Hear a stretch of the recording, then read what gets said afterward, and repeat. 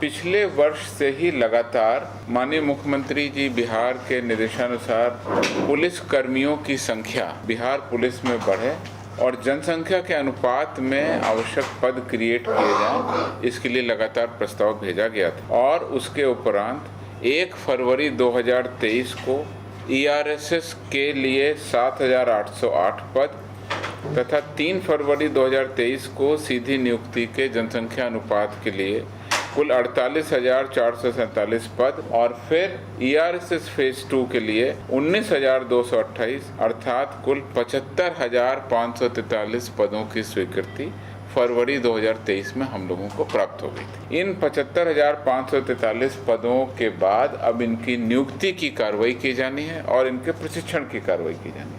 जैसा आप लोगों को पता है, इसी में से 21,000 सिपाहियों की बहाली के लिए हम लोगों ने प्रस्ताव भेजा, जिसके क्रम में जो हमारे सिपाही भर्ती चयन परिषद है उसके द्वारा विज्ञापन भी निकाल दिया गया। अब उसकी रिटन एग्जाम और जो उसकी क्वालिफाइंग फिजिकल एग्जाम है उसके संबंध में कार्रवाई की जा रही है। जब ये इतनी अधिक संख्या में पुलिसकर्मी आएंगे तो इनके गुणवत्तापूर्ण उचित प्रशिक्षण की भी आवश्यकता होगी। और दूसरी जानकारी आपको दें कि ये जो नए सृजित पद हैं उसके बाद बिहार पुलिस में पुलिसकर्मियों का कुल स्वीकृत बल लगभग 2,27,000 हो जाता है। इतनी बड़ी संख्या में पुलिसकर्मियों के रेगुलर ट्रेनिंग की जरूरत पड़ती है। अभी हमारे पास में 4 ट्रेनिंग सेंटर उपलब्ध हैं। पहला है बिहार पुलिस अकेडमी राजगीर नालंदा। दूसरा ट्रेनिंग सेंटर है जो सबसे पुराना ट्रेनिंग सेंटर है सिपाही प्रशिक्षण केंद्र नाथनगर भागलपुर। उसके अलावा सिपाही प्रशिक्षण केंद्र सिमुलतला जमुई में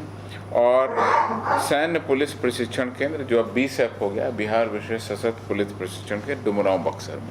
ये 4 हमारे पास में नोटिफाइड पुलिस ट्रेनिंग संस्थान है। इसमें 3 में सिपाहियों की ट्रेनिंग होती है और जो राजगीर है उसमें पदाधिकारियों की ट्रेनिंग होती है। लेकिन इन 4 की संख्या जब हमारी स्वीकृत बल अब 2,27,000 हो गया, काफ़ी कम थी। इसके लिए हम लोगों ने गृह विभाग में प्रस्ताव भेजा कि हम लोगों के यहाँ जो बिहार विशेष सशस्त्र पुलिस की बटालियन है यानी मुख्यालय हैं, उन सभी में पर्याप्त परिसर उपलब्ध है, उसी को आप एडिशनल ट्रेनिंग सेंटर के रूप में मान्यता दीजिए और उनको घोषित करिए।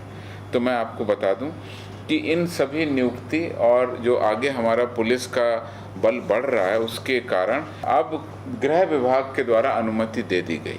इन 4 ट्रेनिंग सेंटर के अलावा 22 अलग अतिरिक्त ट्रेनिंग सेंटर अब घोषित कर दिए गए हैं जो सभी बिहार विशेष सशस्त्र पुलिस की बटालियन में शामिल हैं।